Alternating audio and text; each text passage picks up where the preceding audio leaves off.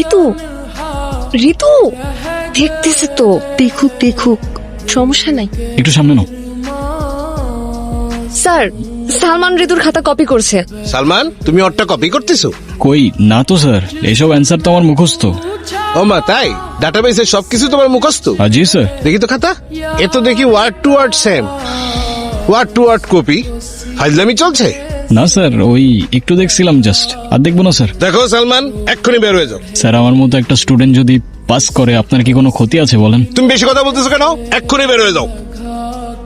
কি ভাবছো তুমি আমার অনেক বড় ক্ষতি করতে পেরেছো?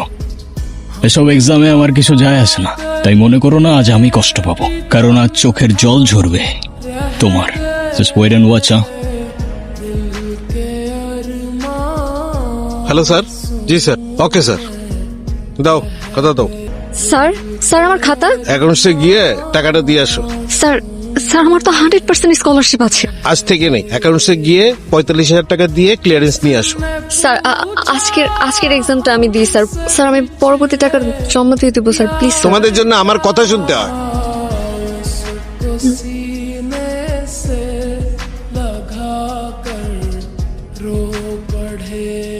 কি বলেছিলাম তো, আজকে চোখের জল ঝরবে তোমার।